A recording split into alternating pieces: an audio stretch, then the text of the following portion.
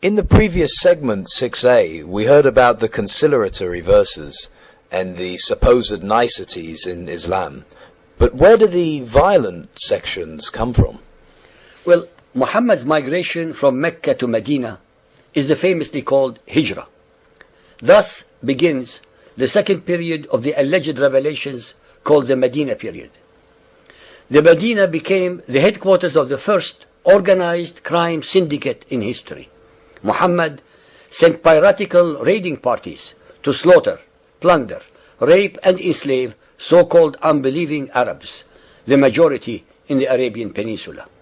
He also attacked the Christian and Judaized Arabs. These attacks were conducted in ambush, without warning, and invariably during the holy and forbidden months of the Arabs.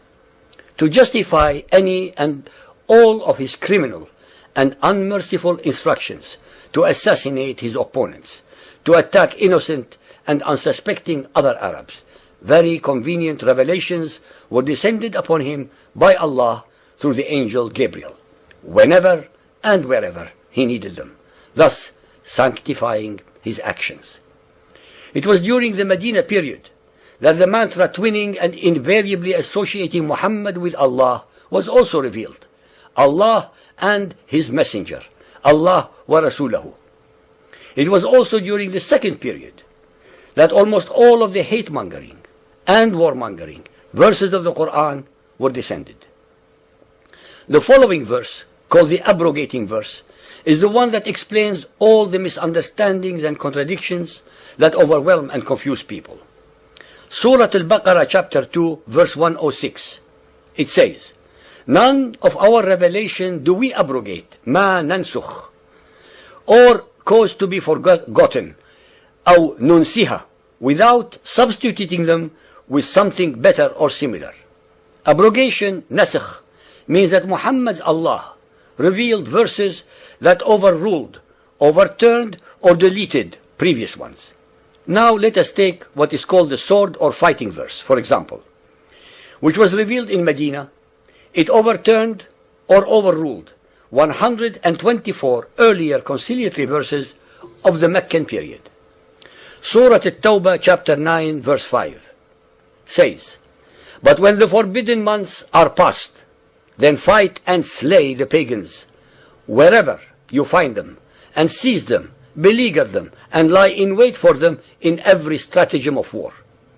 Ibn Arabi said, the verse of the sword, chapter 9 verse 5, has abrogated 124 verses of the Quran. According to Ibn Kathir, that the verse of the sword abrogated every peace treaty that had been made with the idolaters, that is, the pagan Arabs. Previously, you, the listeners, heard 3 conciliatory examples from the Meccan period. Now you will hear the verses which abrogated or overruled them. Take chapter 2, verse 256, which said, "Let there be no compulsion in religion. Truth stands out clear from error." This was abrogated by chapter 3, verse 85, which says, "If anyone desires a religion other than Islam, that is submission to Allah, never will it be accepted of him."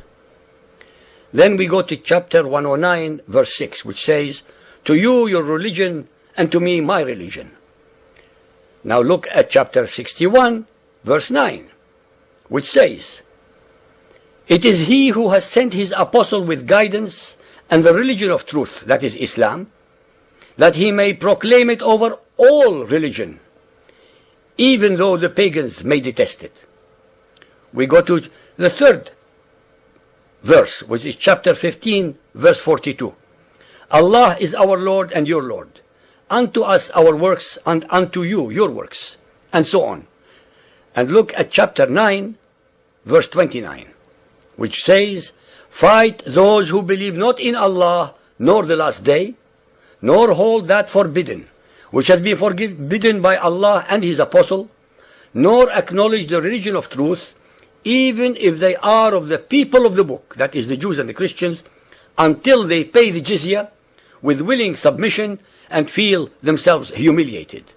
These 3 examples are but a few of the hundreds of abrogating and abrogated verses in the Quran that constitute the core beliefs that have to be followed by fundamentalist Muhammadan Muslims.